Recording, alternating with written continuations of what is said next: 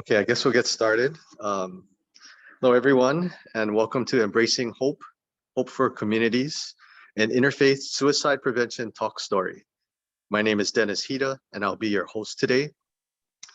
Embracing Hope is an interfaith suicide prevention speaker series and workshop. It's sponsored by BDK Hawaii, Hongpa Hongwanji, Mission of Hawaii, and Samaritan Counseling Center in partnership with the Prevent Suicide Hawaii Task Force. We hope that you learn and find something of value today, whether you are a survivor, supporter, or professional. Before we start, some housekeeping information. If at any time you feel distressed or in need of support, use the chat to contact either a respite volunteer, inform the Zoom coordinator who has the words Samaritan Counseling Center, or call 988. The information presented is for education and growth and is not medical or psychological advice. This event is not a confidential service and your privacy cannot be guaranteed. This event is being recorded and you are welcome to change your Zoom name. We just ask that you keep your camera on. We want to create an open, respectful space where you can share your story, ask questions, and support each other with grace, kindness, and generosity.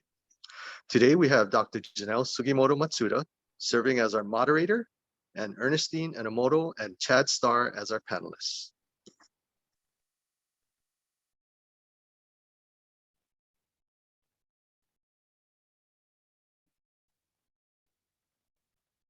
Awesome. Thank you, Dennis, and good morning. It is morning. Good morning to everybody. Just had to double check that. And thank you, Dennis. Thank you, Rochelle, and your planning team for having this event and hosting us. And really, I share the hope that we can just have a, rather informal talk story about suicide prevention, about hope, about how we can, continue this work and continue to connect with our families and our communities. And again, just wonderful to have you all. And especially on a Saturday when I know there's likely many other things going on with family and other obligations. But thank you, your presence here really signals that you find this topic important and something that really is something of value for yourselves as well as our communities. So I'll introduce myself, and then if my co-panelists can briefly introduce themselves. And then before we dive into questions, Rochelle asked me to share a little bit of background and some of the data for our state for suicide, which I'll do very briefly. And then we'll dive into more in-depth questions with our panel. But again, I'm Jeanelle Sugimoto Matsuda. I guess by day, I'm a faculty member at the University of Hawaii Manoa campus in the Office of Public Health Studies. And so in addition to my teaching, you can obviously tell my area of interest and research is mental health and suicide prevention. And I also know Rochelle and actually many of you on this call through our community work with the Prevent Suicide Hawaii Task Force, which I'll talk about towards the end of today as a way of anybody wishing to get involved more and get more information. So maybe Chad, you can just briefly introduce yourself. And don't worry, we'll have more time for you guys to do the deeper dive, but just so folks know and recognize you as our presenters. So Chad, go ahead. Hello, my name is Chad Starr. I'm originally from Oklahoma.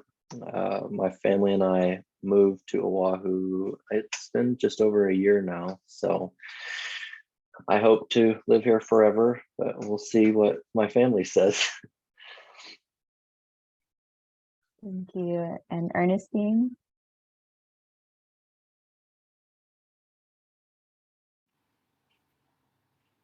My name is Ernestine Enomoto. I am with the Honolulu Mindfulness Community. It's a Buddhist practitioner group that has been meeting here in Honolulu, actually in the Nu'uanu area since 1998.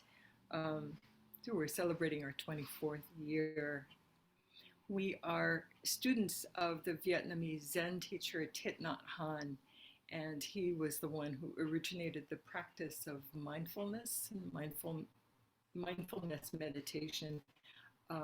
We do a series of sitting and walking meditation practices, and I'll be speaking about Buddhist practice in relation to suicide prevention this morning. I also want to say that I have been a supporter of the Samaritan Counseling Center, which has organized today's panel and the follow-up that will happen in October.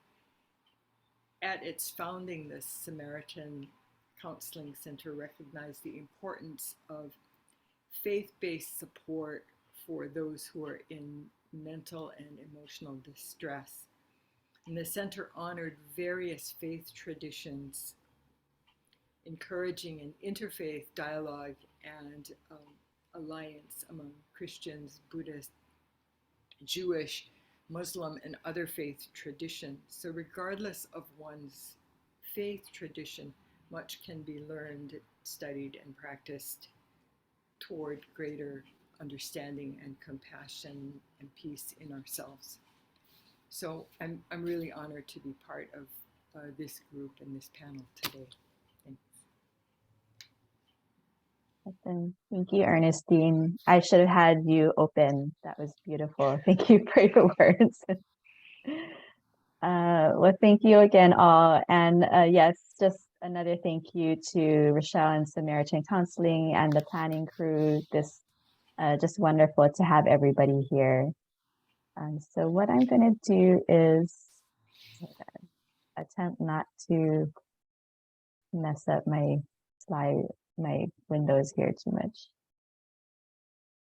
Okay. Hold on. You know when you share a screen and then all your windows go like that. So let me find your wonderful faces again. And we do have we have our wonderful support team, and I have my chat window open if anybody throws anything in there. And again, want to just keep this rather informal since we're a relatively small group. So please pop questions in, anything that comes up as we go.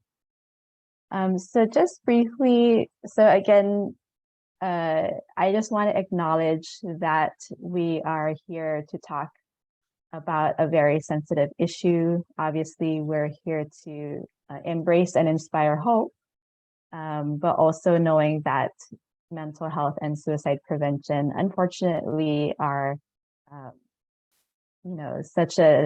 can be such a stigmatized issue, but that we want to have this discussion and bring it into the light. But also recognizing that many of us may have personal experiences about suicide loss or with mental health or just struggling in general. So we want to definitely be sensitive to that. And also, this is my first reminder to you about self-care, no matter what that means to you, especially as we do this work, it can be easy to just kind of grind through and push through and that kind of thing. But especially also that September is Suicide Prevention Month, we want to also remind each other to please take care of ourselves, take care of one another, check in on one another, and just make sure that we keep that in mind. And also because I'm about to dive into data, which can be very discombobulating and it can get very impersonal sometimes when we look at data. I just want to ground us and say, there's a reason why we're all here. We acknowledge those that have brought us here in terms of loved ones that we're caring for, loved ones we may have lost, anybody who might be struggling, as well as honoring those like many of you who provide support and love to those who might be struggling or just in a difficult place. So I just want to, again, thank you, honor everybody, and just as Auntie Pua Kaninao Santos always tells us, she tells us, pass life forward, right? That's what the work is about, is to pass life forward, that hope and life aspect. So thank you again, everybody, for being here. Okay. So just a little bit of data for everybody. Some of you may be familiar with this data already, but some of you may not. We do, through the task force, we have a partnership with several of our big state agencies, one of them being the Department of Health.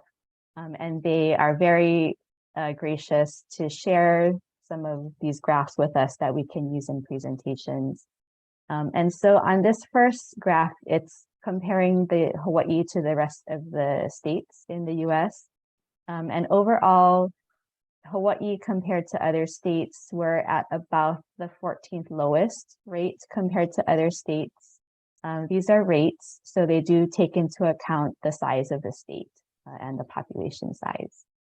And then I will share these slides with Rochelle. They can be disseminated later on.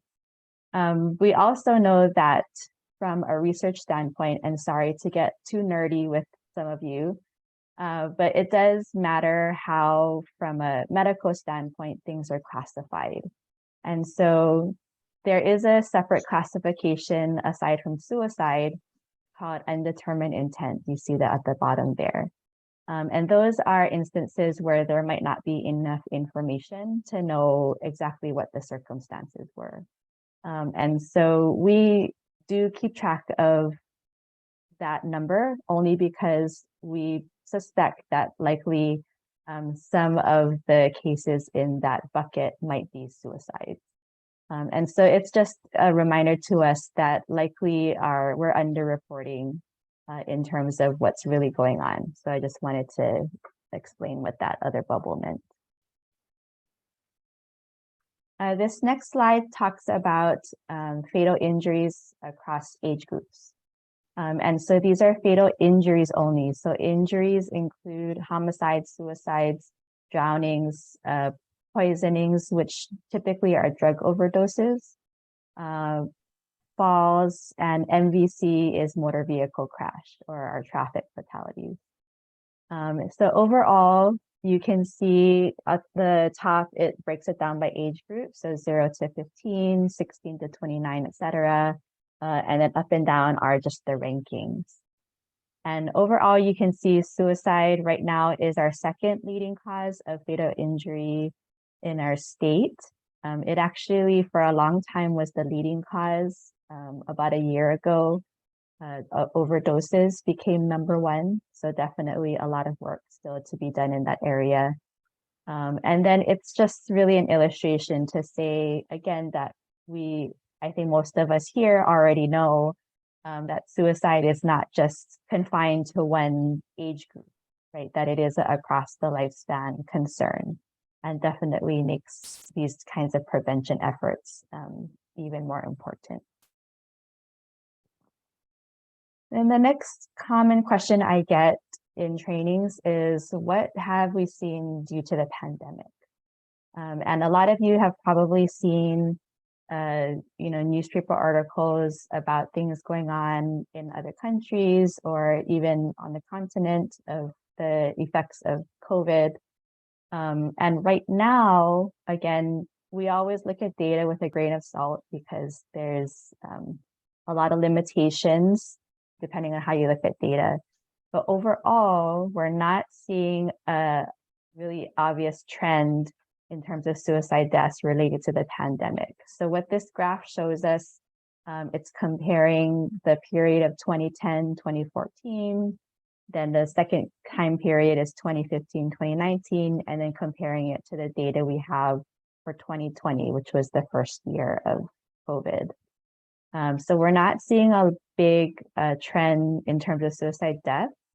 But definitely what we are seeing, and I have other numbers if people are interested later on, we are seeing an increase in people reaching out for help. So crisis calls, text messages to our crisis text services, which again is of course an indication of people reaching out and struggling right during the pandemic. But also, I like to look at data from a positive side and like, how can we use this data to inform prevention and what does that mean? So to me also, it's a little bit hopeful in a way because people are reaching out, right? People are calling our crisis services. So it's a way for me to say, oh, okay, well, I'm glad that people are doing that. But of course, there's much more that we should be doing or could be doing to support folks.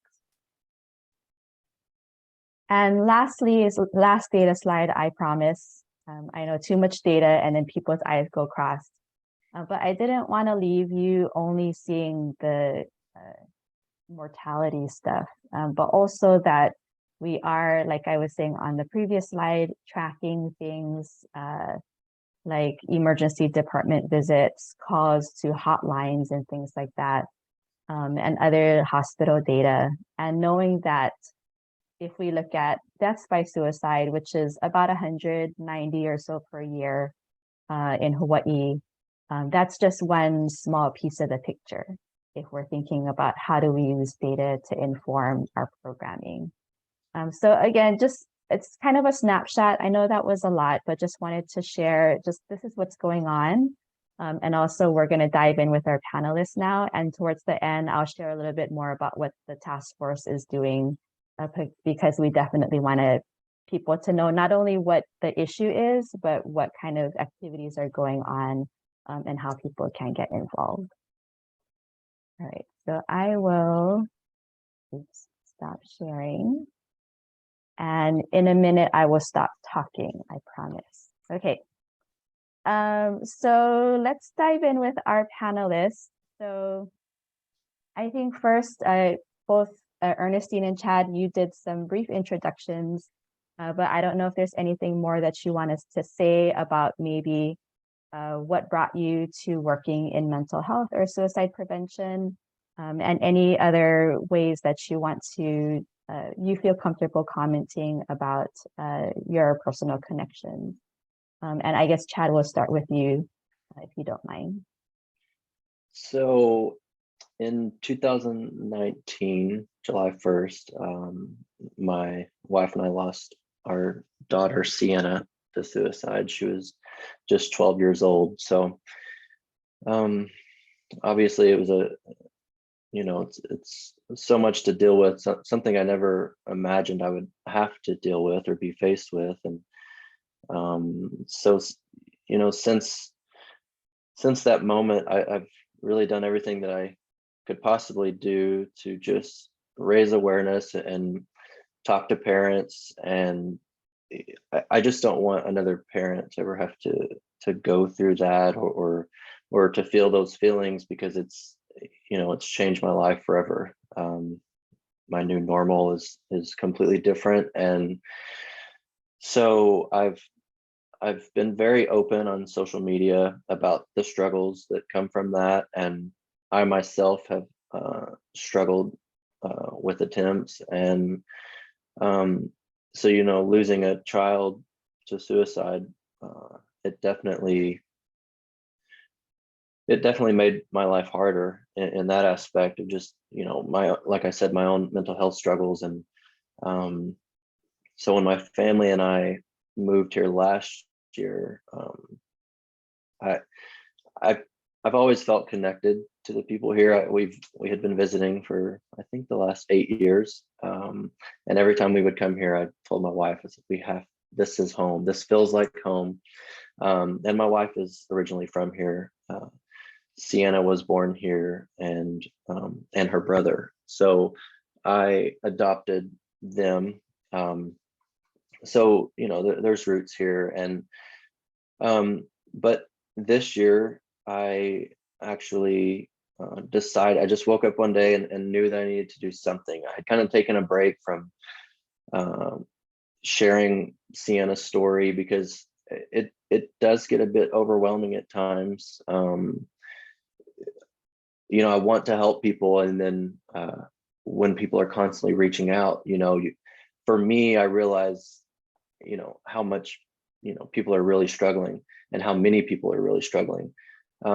So it can feel a bit overwhelming, because I want to help everyone. I don't want to turn anyone away, but for me, I take on all of their feelings, and I feel what they're feeling. And so coming here was kind of a new start for us. And like I said, I woke up one day and I just knew I wanted to do something. I wanted to raise awareness and start talking about Sienna again to strangers, because that's my biggest thing. I think that talking about it can save lives.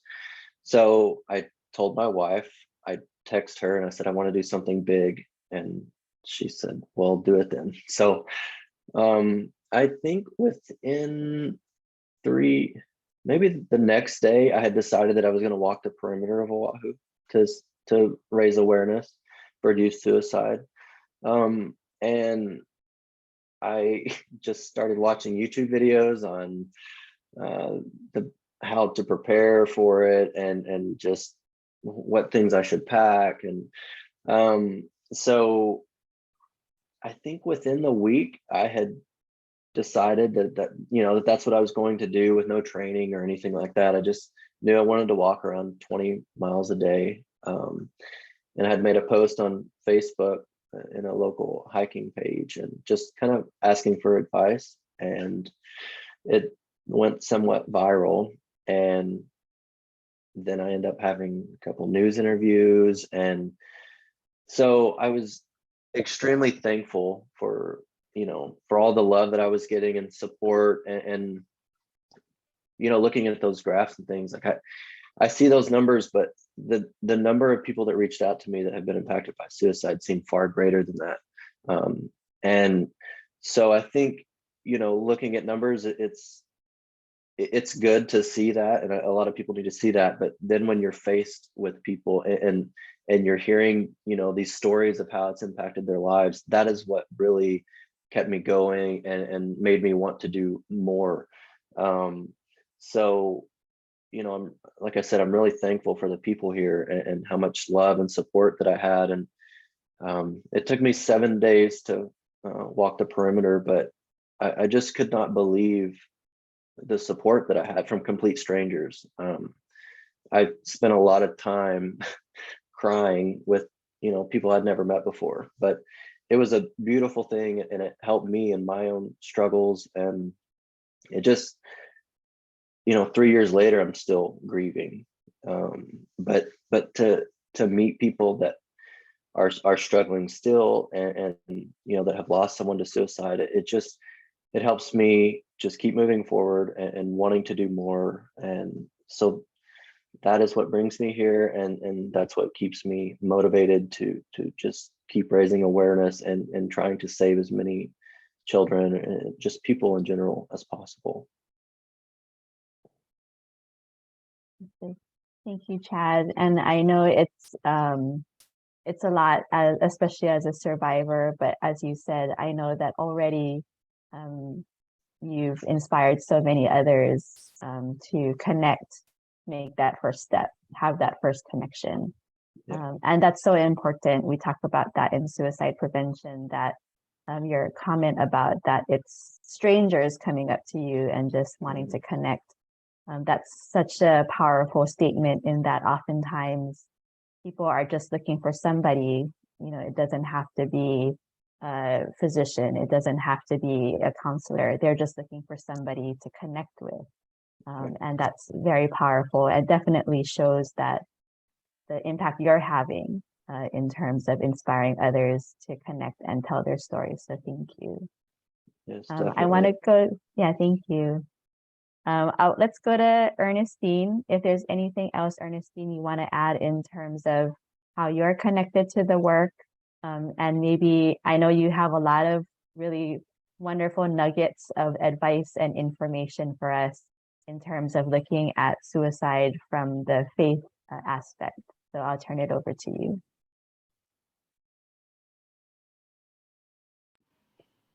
Great, thanks, Jeanelle, for that.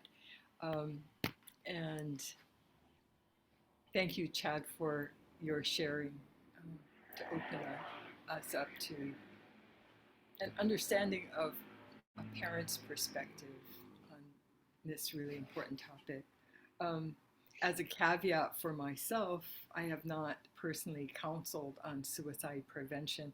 So when Dr. Tanabe asked me to be the speaker for this particular one, I was hoping there would be other faith traditions, so we could at least have some different perspectives. But I will offer what I can from my teacher and how we understand, in particular, dealing with strong emotions, because that's what this is at the root of. My compassion runs deep for those who've experienced it directly, and there are many people in our Sangha, in our spiritual community, who have experienced the death of a loved one through their own hand, and suicide is there. I just also want to reflect that just a couple years ago, the Samaritan Counseling Center and the BDK Hawai'i group sponsored Soul Shop, which was a wonderful way for me to get informed about what we might be able to do and say. The key question that keeps coming back is the question of, are you contemplating suicide? And I'd never thought that that would be a question that one would directly ask somebody who's suffering. And I found out that that was really important, to actually make it known that the loved one you care for knows that you are fearful for them, and it's important to have said. And I come from an Asian background, and we're not really inclined to speak our minds, and we're not inclined to say what we are fearful of. And oftentimes that is really what is needed. Jeanelle and Chad can comment about this as well. But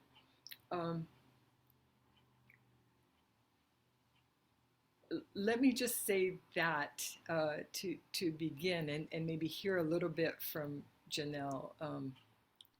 Is this like the right thing that we should be doing? And so all too often I have heard that families ask, well, I just didn't see it, or I didn't understand that this person was in such dire straits that they would contemplate suicide.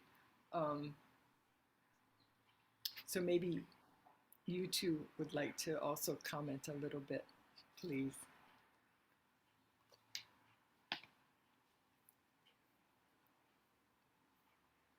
Can I say something? Absolutely. I'm waiting. I'm like, well, I think that Chad can speak a lot to that. Yeah, so that I've often heard that as well. And for us with Sienna, absolutely, I don't want to say nothing.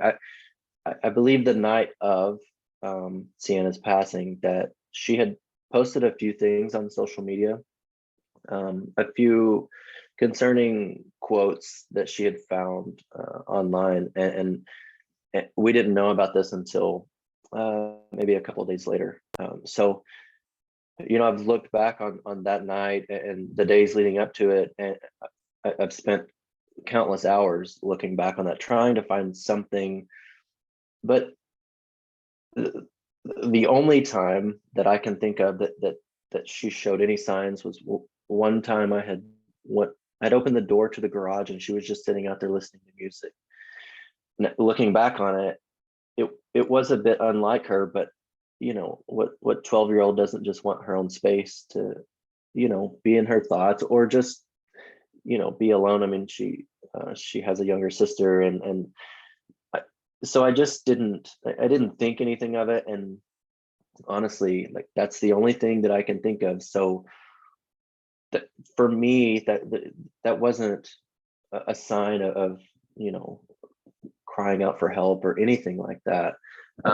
And so I struggled with that a lot, not knowing or not seeing any signs, but I just don't think there were truly any signs. So Sienna was a super happy, loving, caring person that she was just always laughing, and she was in competitive gymnastics and very active.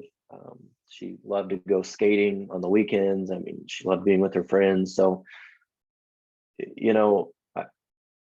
I just, for me, there were no real signs. And I've dealt with family members that have been suicidal and have had attempts, and, they had reached out. So I knew, sort of what to look for. And even with my own attempts that I had when I was a little younger, like I kind of had an idea, and Sienna was the last person that I would have thought that was even having those thoughts.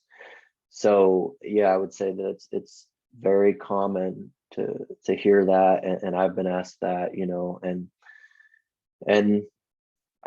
it's unfortunate that there's not always signs. And I found that a lot of people that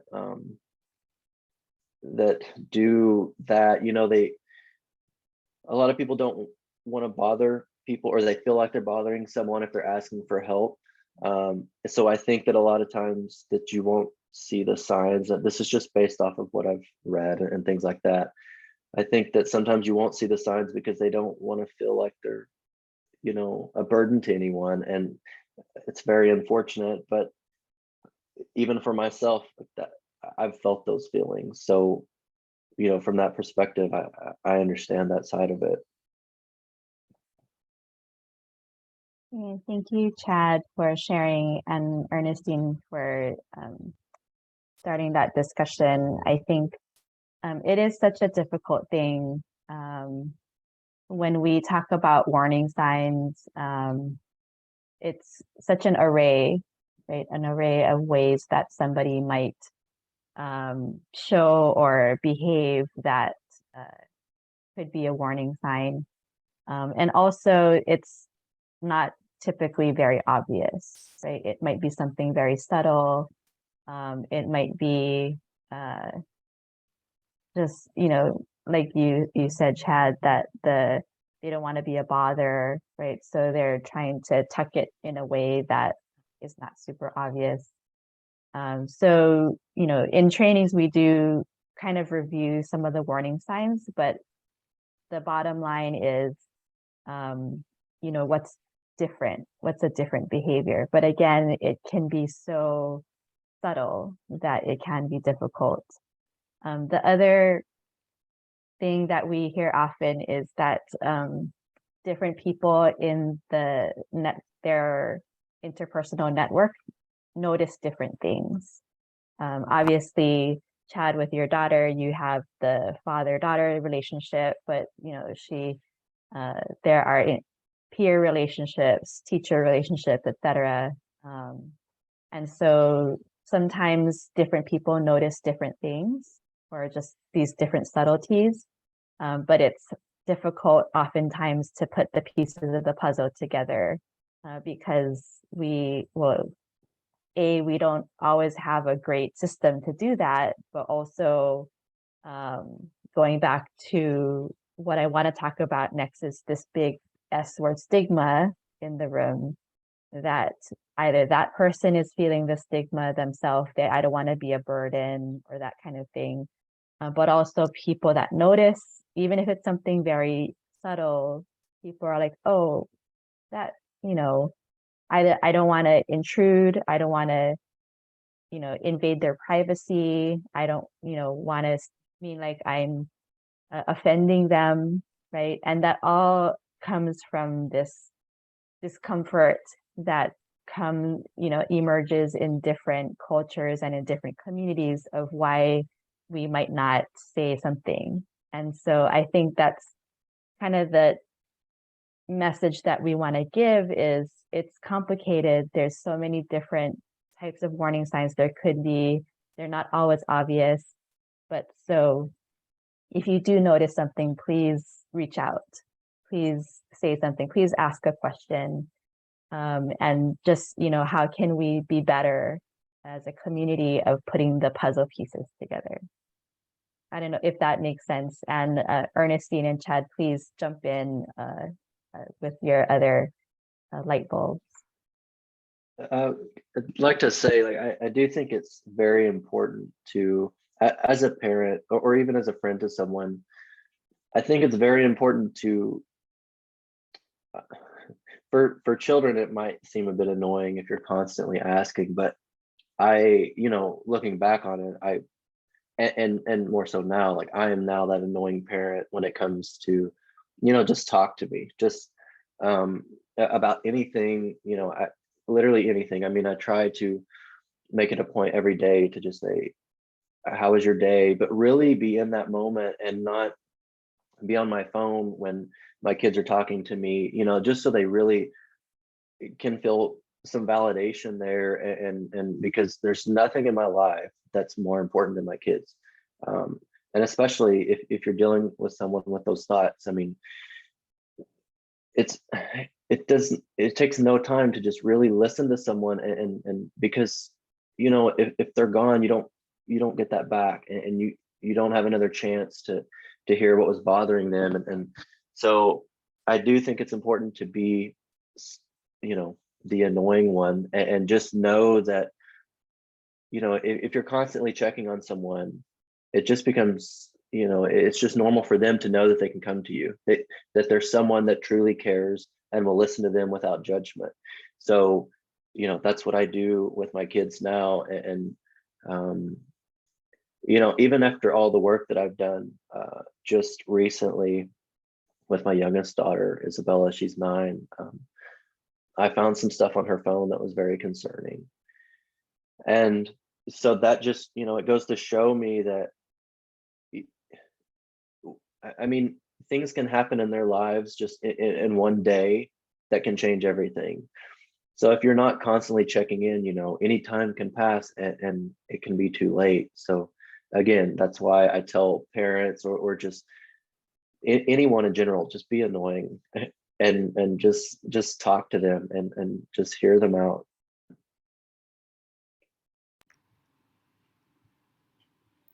So I do also want to emphasize that well, Buddhism talks a lot about suffering, but the flip side of suffering is happiness. And so in addition, we really need to nourish our own happiness and not be so consumed with our suffering.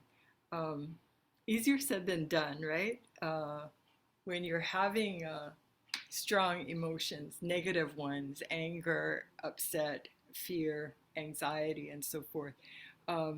It's easy to be consumed with that, but a part of us needs to just change our mental set so that we can, at any time, sort of, I say, see the rainbow when we're getting drenched by thunderstorms and rain. And that's something that kids, I think young people really can relate to. They're able to get it right away, whereas adults, we're maybe in our head too much and we're not really there. But we need to see the wonder and the joy that is present in our lives right here and right now. And so that's kind of the counterbalance. Always, our teacher would say that to suffer is not enough. And for the longest time, I didn't understand what he meant. But probing our suffering sometimes can be devastating. It's like too much. We just need to notice that, hey, the sun rose today and it's a beautiful day. And there's a trade wind. We don't have Kona weather today, that kind of thing. Just those simple things to remind us of the joy of being alive is enough for now. And Chad can really appreciate that as he's walking around the island and seeing the beauty that's here in the islands and meeting all these wonderful people. It's so easy to get caught up in our own sort of mental set in our own head. And I wish I had this, I wish I had that. But just to come back, and that's what mindfulness is about. It's really coming back into the present moment to see what is wonderful. I mean, we've got two eyes to see, and for most of us, it's still working. Ears that are working well and enjoying being present with those we love. And I think also Chad reminded us of just telling our children that we love them in the many ways that we do. Making them their favorite breakfast is a way. Just to enjoy being alive is enough. So just wanted to throw that in. Back to Jeanelle. Thank you, Ernestine. Actually, I'm going to slingshot back to you, Ernestine, because I want to have you dig us a little bit deeper, especially, I know you constantly told us, well, I can only speak from the Buddhist perspective, but I think there's a lot of crossover and intersection just in terms of how we think about the faith community and how that can be a definite connection and support for people, either lost survivors or those who might be struggling. And over the years, I've gotten asked this question as well from faith leaders of different denominations of like, how do I sermon to this? Or how do I as a faith leader offer this support to somebody or a family that might be struggling? And I was wondering if you just have any off the top of your head, maybe advice or, things that you can offer for those in the faith community of how to be better about opening the conversation or just, really leveraging faith as something that can be a positive connection for people. I don't know if you had any sage wisdom or advice for our leaders in the faith community.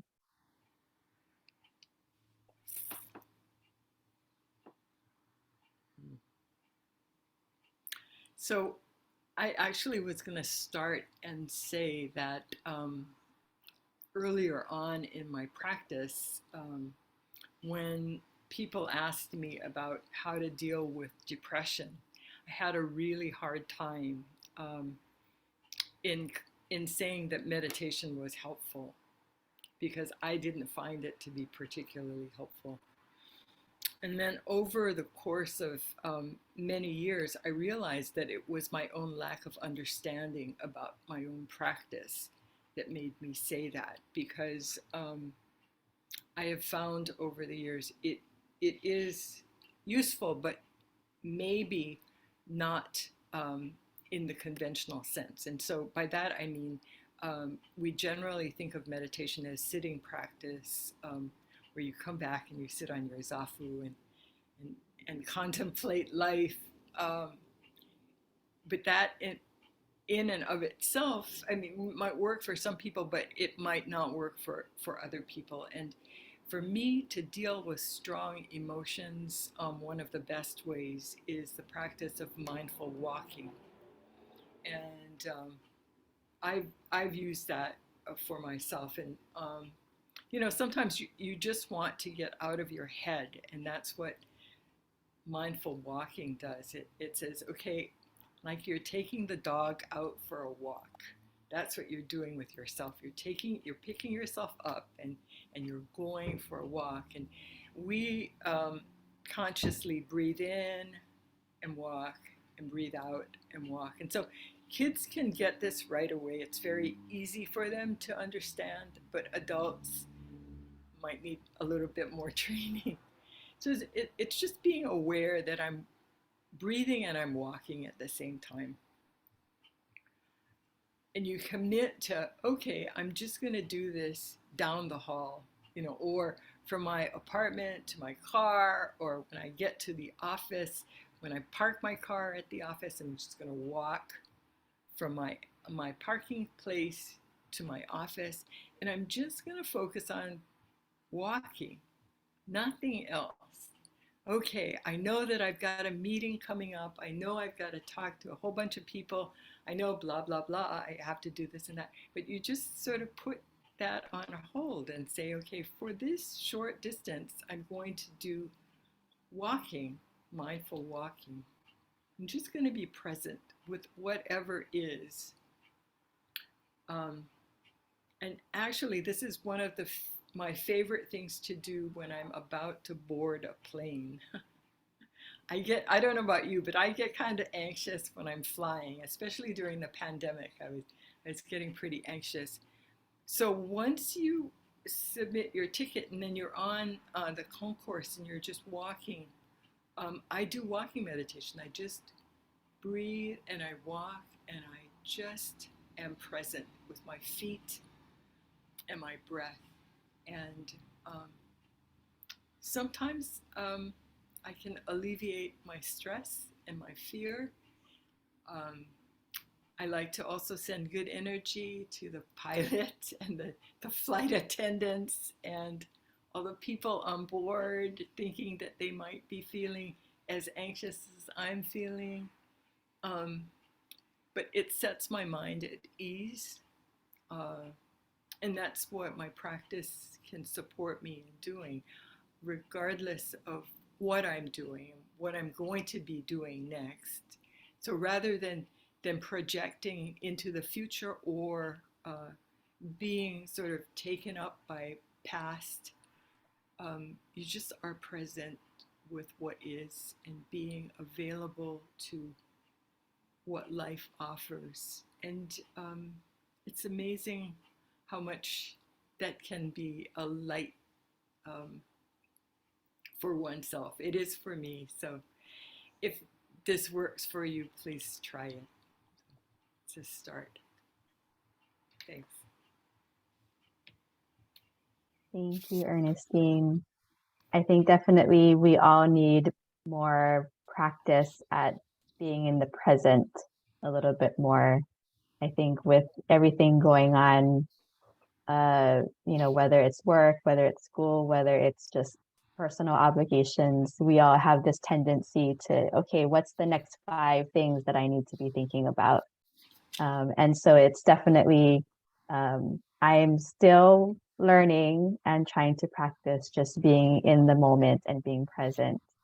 And actually, that's a great reminder for the question that was in the chat of, what happens in a conversation when you are sitting with somebody and they do reveal to you, yeah, I might be thinking about suicide.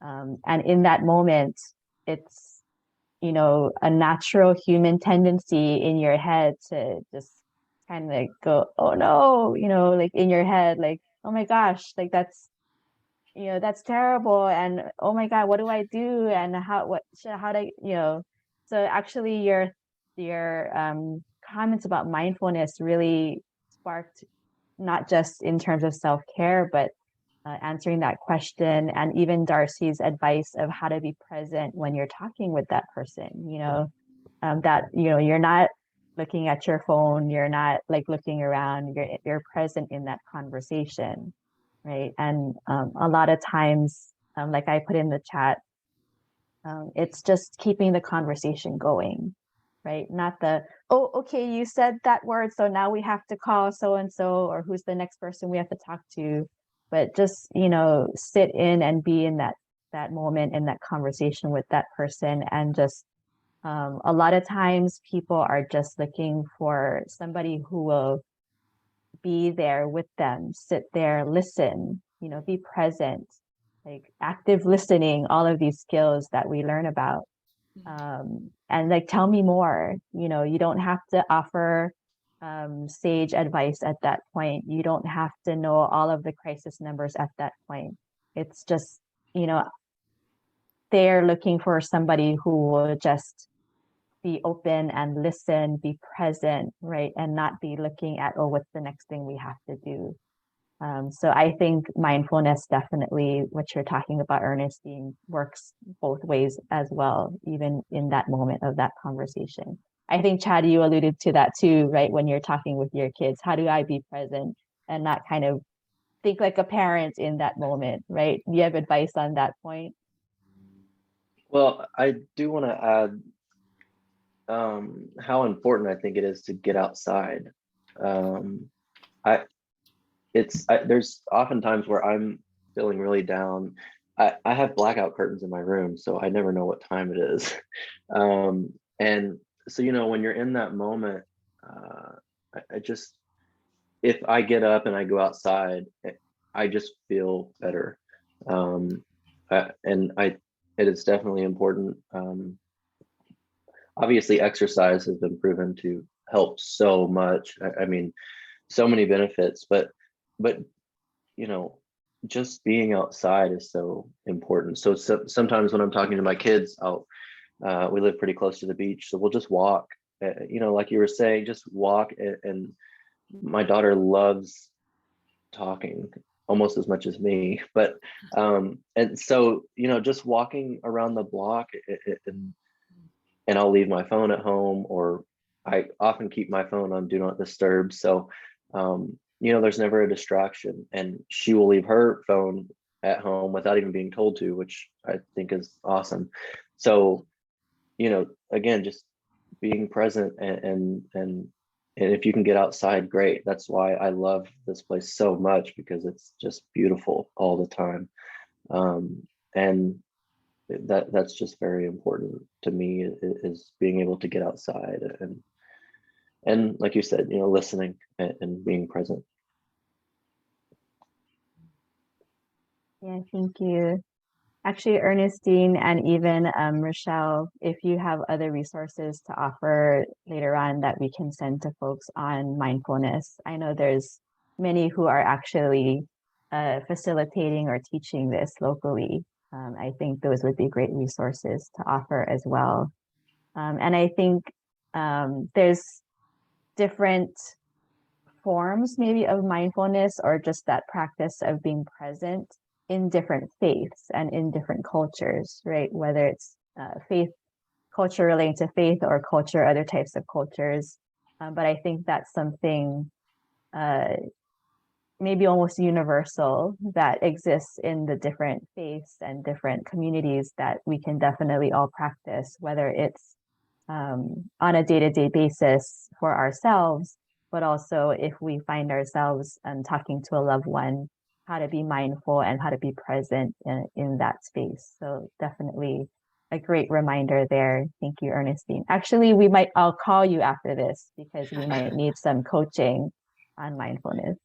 Can I say something? Absolutely, please. So, the mindful walking, I think that's beautiful. And so just dealing with these things, like the question that was asked in general, I think the most important thing to me, and what I've tried to tell so many people, is you just have to be open-minded.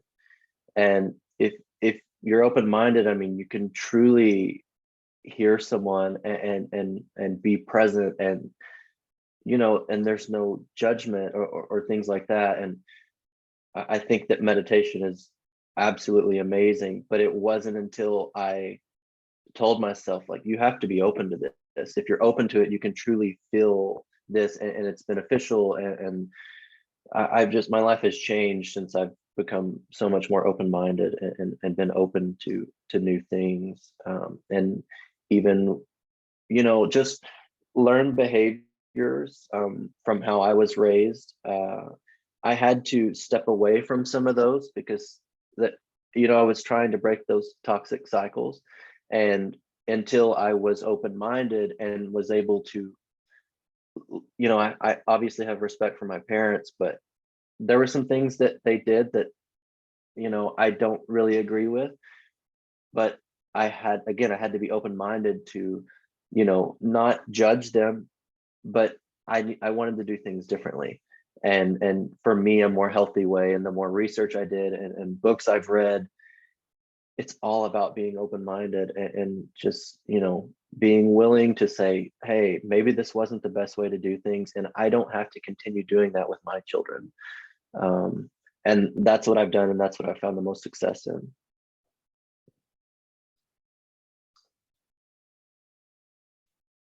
Yeah, definitely. Thank you so much, Chad. Chad, I wanted to ask you, as you were talking about your advocacy now, if you don't mind sharing, as we talk about kind of flipping the script on stigma, right? How do we go from that stigma place to getting to this place where we're more open-minded to things? And I'm wondering, throughout your advocacy so far, have you encountered folks who kind of gave you some negative pushback, or just, it made them really uncomfortable? But how do you then, in that conversation with that person, how do you help flip the script a little bit? If I can ask you for your sage wisdom on that. Let me try to navigate this. So, I wouldn't say that I've had a lot of pushback.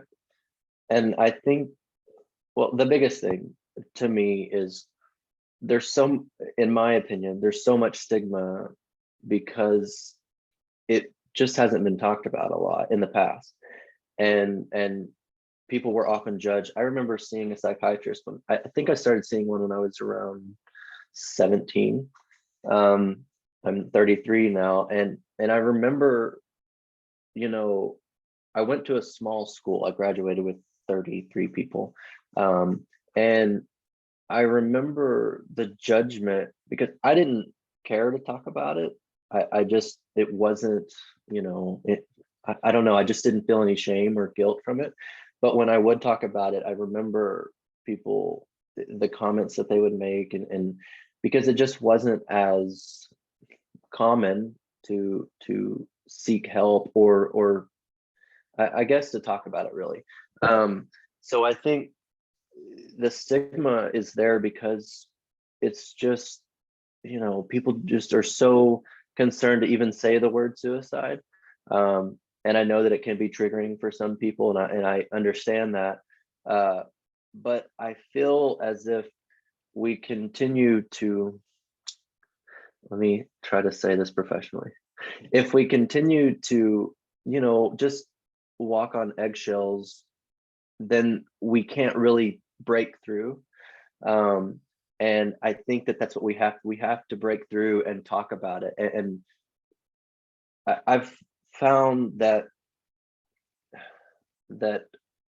talking about suicide, or I'm sorry, that the act of suicide has become more normal than talking about it. It seems as if we've skipped over this, very important thing of raising awareness and talking about it. And I think we have to get back to just talking about it and letting people know that it's, in my opinion, it's very normal to have these feelings of depression and anxiety and all of these things that lead you to that point, or can lead you to that point. And if people don't feel like they can talk about it, then because of this stigma, then they're never going to, and they're never going to try to get the help that they need.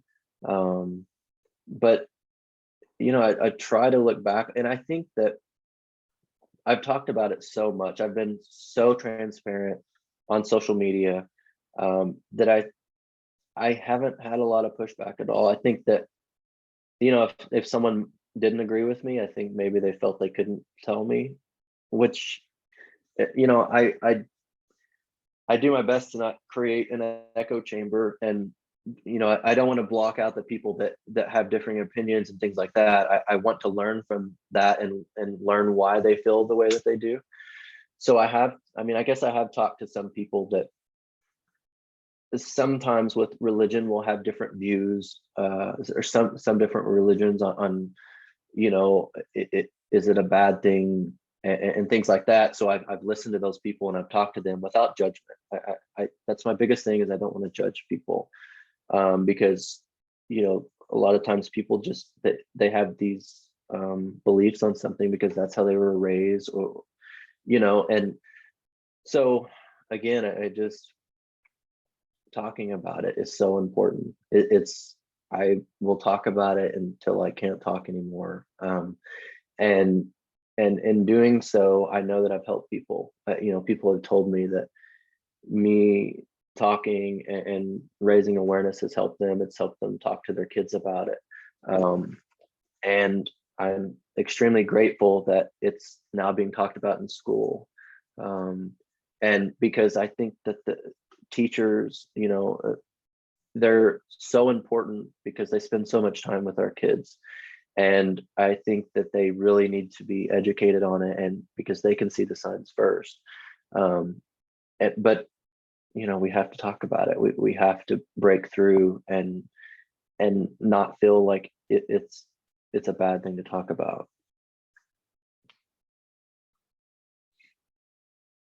Thank you. I know really it's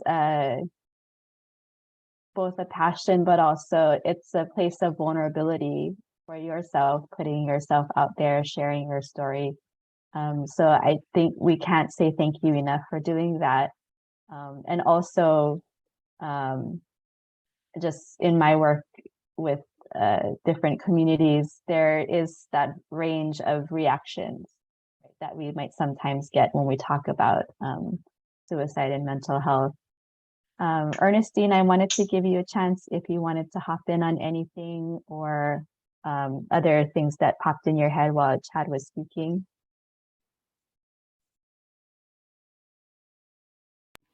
I actually recently saw a TV special, and maybe many of you had also. It was on facing suicide. It's on PBS the other night. And since we have experts like Jeanelle and Darcy and others on this group call, I wanted to ask about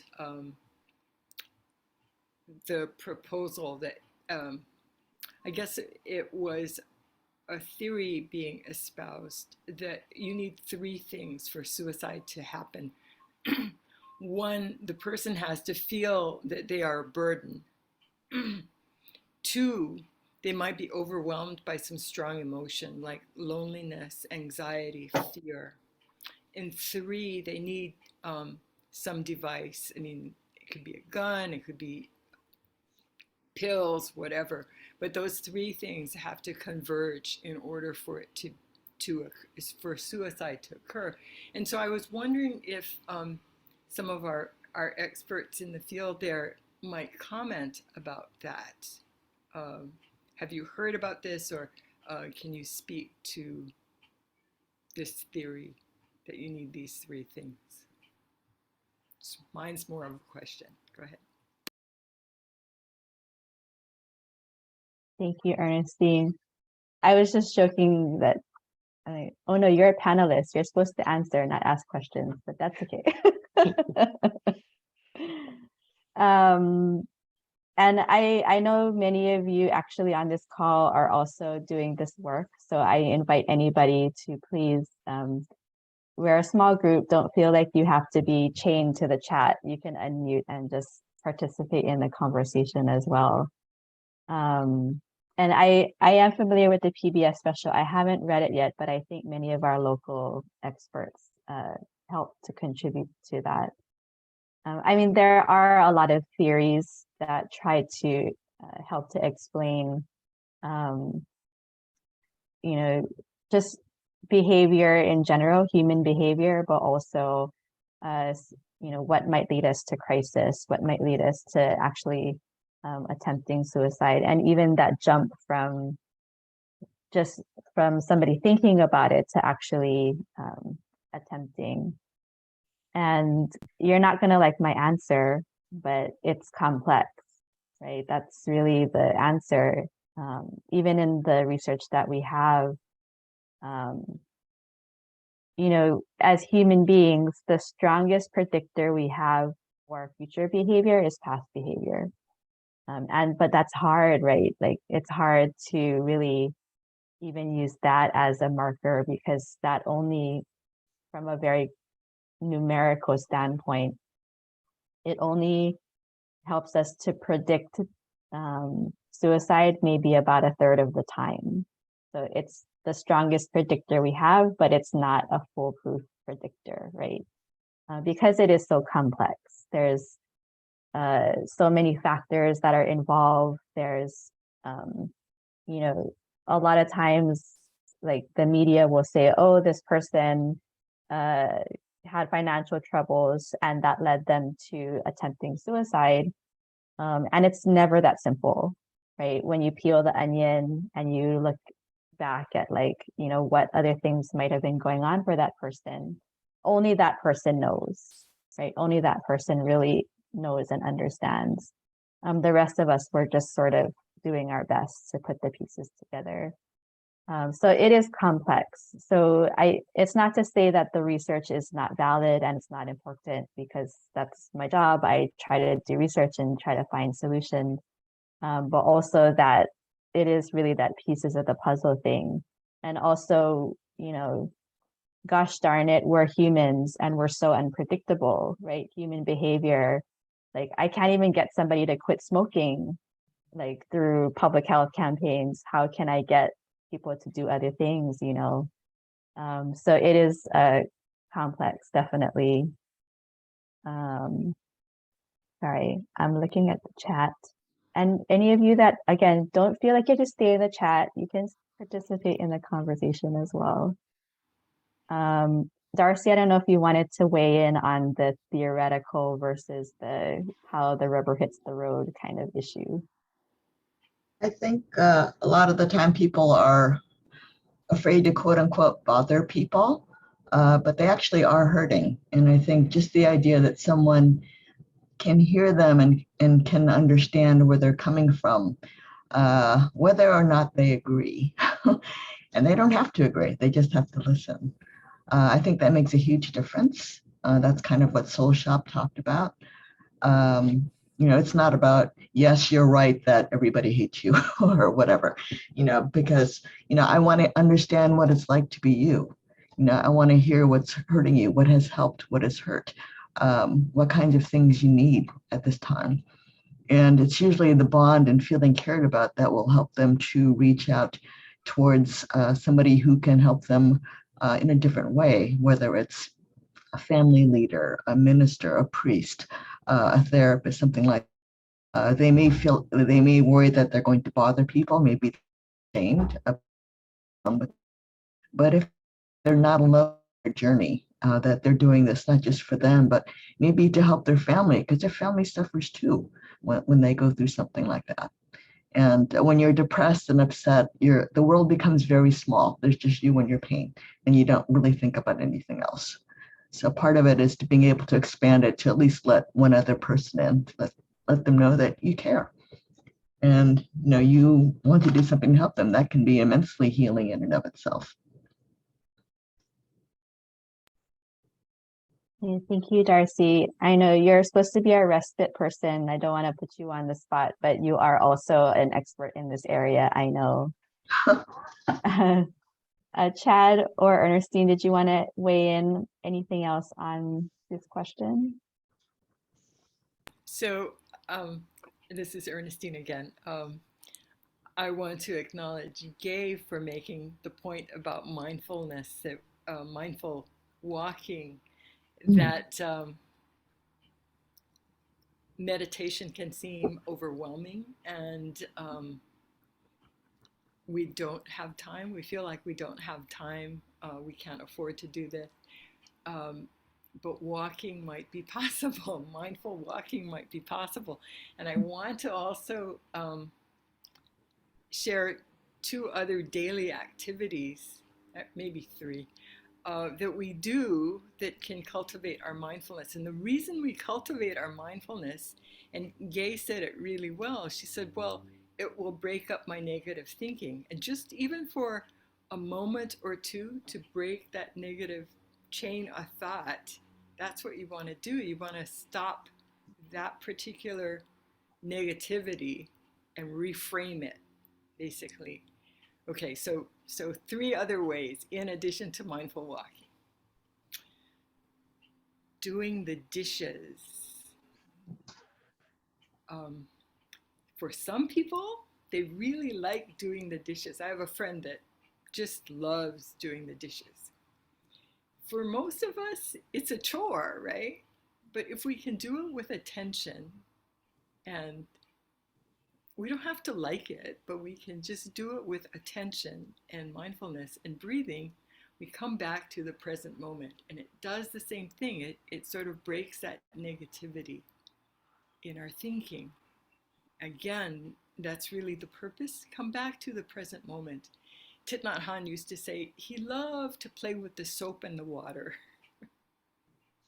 And we can do that when we do the dishes. So it doesn't have to be a chore, it's something that we can love to do. And a second one that I'll offer is one I really love. If you drive a car and you're coming to a red light, you know how the light changes from yellow to red. Well, I have a friend that likes to step on the gas when it's yellow, but don't do that. Step on the brake because you know it's going to turn from yellow to red. It's called red light meditation. And you know that you're going to stop there and take a few breaths. Consciously breathe. Consciously breathe. And you have the opportunity just to come back to yourself. Red light meditation. Last but not least, people talk about the parking goddess. I don't know if you know this, but some people insist that when they're driving around, they can't find a good parking spot, there's a parking goddess.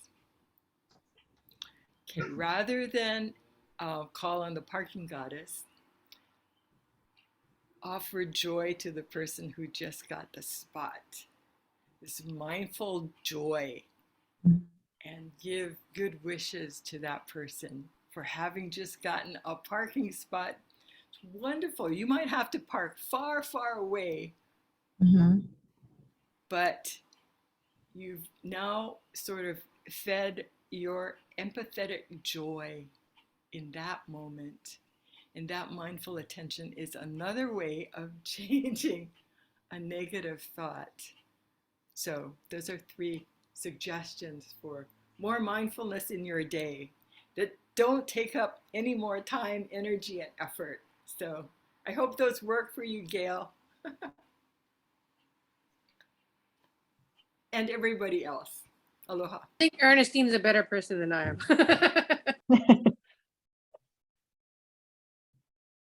Thank you, Ernestine, for that wonderful advice. And yes, things that we can do in our day that just flow and occur within what's already going on. I have a last question for Chad, but before that, I know there was discussion in the chat about ways that we can make the approach less overwhelming, or steps that we can take before leading up to suggesting ways that might be good, healthy strategies for that person. And thank you, Darcy and Amanda, for adding in some suggestions there. I just also wanted to say, because sorry, I'm on our team, I'm the protocol person, I'm the policy person. So obviously, if you're sitting with somebody and you feel that their risk to their self might be imminent, as quote unquote high risk, I don't like saying it that way. But in that moment, right, the priority is safety. The priority is shifts away from the, what are things we can do to keep ourselves healthy if it is that kind of situation where it is really, you feel crisis, then at that point, the priority is safety. So what you do next obviously depends on the setting that you're in and your relationship with that person. Obviously, if your relationship to that person is in a professional setting, like you're a teacher or you're working with it's an employee or something, then there might be next steps that the agency might ask you to take. But if it's a loved one or something like that, right, that's a different kind of scenario.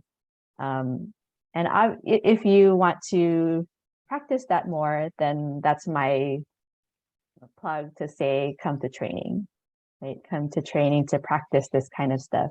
How do you have a conversation? How do you ask the difficult questions? And then to learn more about the resources. So I just want to make that clear. If it's an imminent kind of situation, if it is a true crisis situation, the first thing is safety. But if it's not that kind of situation, and if it is more of this kind of conversational aspect, then yes, Amanda's advice is sage. Darcy's advice, the only thing I would add is choice, right? Like in terms of what's useful or what's helpful to that person, like have them have that empowerment to choose, right? Who and what might be useful, who might be supportive people, what might be supportive activities. Helping them brainstorm is great, but really in the end, it's their choice, right? It gives them that empowerment. And asking them what would be helpful to you, right? So there is that personal investment. And then I also want to float, of course, our word of the day, which is hope, right? This workshop is about embracing hope. And we always say hope is such a powerful thing. Some people are like, what's that going to do? Well, for somebody who might be in that moment or just struggling, hope is a really powerful emotion. And hope and that connection that you can provide through this conversation, right? So just offering them a hopeful message, or just, saying, I'm not too sure myself, but whatever is going to happen next, I will be with you, right? Having that kind of hopeful message can be very powerful. So you don't need to know all of the theoretical stuff. You don't need to know all of the technical things, but the fact that whatever happens next, I'm here, right? We're going to do this together. You're not going to be alone. And just to offer that connection and that hope can be really powerful in that moment for that person. So anyway, I wanted to tie it back to the theme of today to try and build out that hope piece. But Chad, I wanted to ask you a last question, if you don't mind, as we on this theme of different ways that Ernestine offered that we can take care of ourselves. In the beginning, you talked about you taking a break for a little bit of time to just kind of step back from telling your story. But I wanted to ask you, what's been working for you in terms of your journey, and any advice that you might have for others who are telling their story to, keep it balanced, keep that self-care piece there. So what's that advice, or what are things that have worked for you in your journey to make sure that you're, staying healthy and taking care of yourself? I would say really over the last year, I've really invested time in myself, and I've really taken the time to better myself. And so I've tried to educate myself. I've read countless self-help books, and I think I've spent most of my life being selfless and wanting to help other people. It seems people always come to me when they're having problems and they want to talk, and I've always listened. And like I had said before, I feel like I always carry that with me.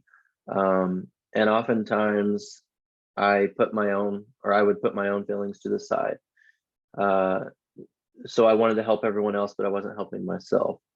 And once I really started, thinking about that and realizing I can't be the best parent, I can't be the best husband, I can't be the best person if I have my own struggles that I'm not addressing. And like I talked about earlier, breaking these toxic cycles, and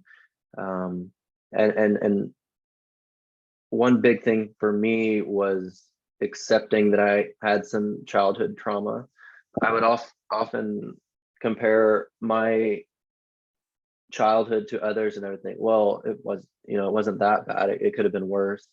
So I often would gaslight myself, and I would just tell myself that, other people are struggling more. So for most of my life, I didn't truly,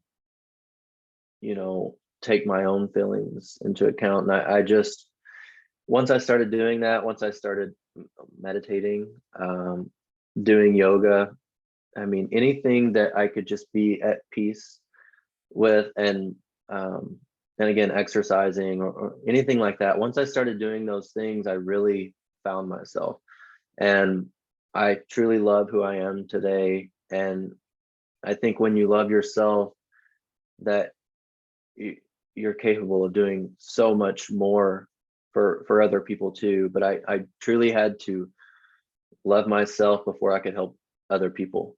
And it's like I said, it's helped me be a better parent, everything, all across the board. I truly care about people's feelings. I always have, but now I feel a deeper sense of connection to people. And I just think that anyone that's struggling, if just take the time to care for yourself. Self-care is so important, because life is stressful. I often tell people that life is hard. Most of the time, life is hard, and part of it depends on how you view it. But for the most part, my experience, my life has been a bit challenging. So now that I've accepted that, I truly appreciate all the small things, and it helps me just be better grounded, and I wish that everyone could get to that point. I definitely think that living in Hawaii has helped me. you know, a lot. But yeah, I think just taking care of yourself is so important. And I haven't, I can't even tell you the last time that I've had these negative thoughts that I used to have at least once a week. And, you know, once I put myself first, all of that for the most part went away. And I want to add this. So with children, even adults, we often look at the lives that people lead on social media. And most of the time, people only post the good things that are going on. So a lot of times, especially children that aren't developed enough, they view this and they think, well, and I think part of that stigma comes from that. They view these other people's lives that seem perfect. And something that helped me was meeting all these people. I have some very successful friends, and once I realized that they have struggles just like me, I was at peace with so much more. I felt more normal, and it's not that I was thankful that they were struggling, but it just helped me see things differently. And I think it's important that we, you know, don't sugarcoat everything, even on social media. You know, it's okay to tell people that you're struggling, or you know, life isn't perfect. And just so we can get the message out there that things aren't always as they seem, and it's okay to not be okay. Great. Thank you so much, Chad, for sharing. And of course, everybody's strategies are different. Everybody's journey is different, but I think both your and Ernestine's examples of what has worked can be really helpful for people to hear, just as some options as we think about how to best take care of ourselves. I know we're getting close to time, and I think the panelists will hang out afterwards if people want to ask more directed questions. Before I give it back to Dennis, though, I just want to share very quickly some resources. Right, this is part of safe messaging. We always make sure we put up resources at the end of trainings. So I think there will be a resource sheet that will be circulated. I can also send along our task force resource sheet. But just so everybody knows, these are the main 3 24/7 crisis resources, right? We have 988, which just became 988 actually this past July, formerly known as the National Suicide Prevention Lifeline. So that 800 number still works, that old 800 number, but now you can reach the lifeline by calling, texting, or chatting 988. So just like 911 for a medical emergency, 988 for any type of crisis or suicide or crisis. There's also the crisis text line.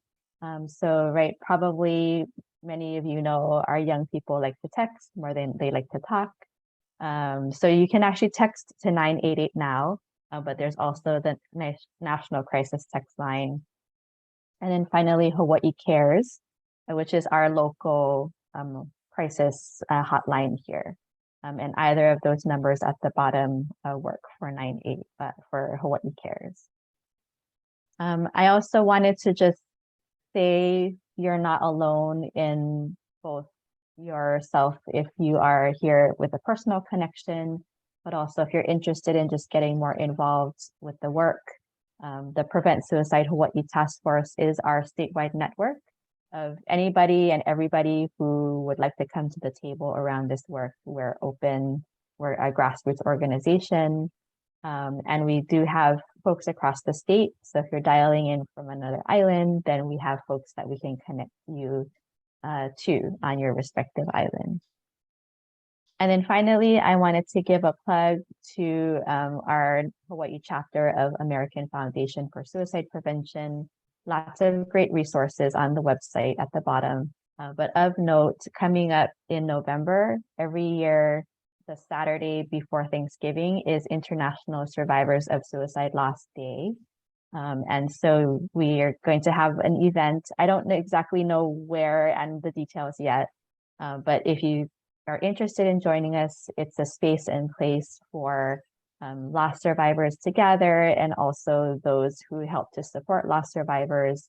It's a place to gather, connect, get resources, and just have a day to have space to have that kind of connection. So with that, I will again stop talking. And again, we'll hang out a bit afterwards for other questions, but I'm going to turn it back over to Dennis for our closing. Thanks, Jeanelle. So we've come to the end of our adult suicide prevention panel. We'd like to thank everyone online, and special thanks to our moderator, Jeanelle, and our speakers, Ernestine and Chad. You will receive a follow-up email with links to resources and answers to any questions that we were not able to answer, but I think everything was pretty much addressed, as well as a link to the recording. Please join us for our next speaker series, Embracing Hope, Hope for Youth, on October 15th. You can register at embracinghope2022.eventbrite.com. We also ask for you to fill out a short survey so that we can improve future events. Thank you again, and have a blessed and safe rest of the day.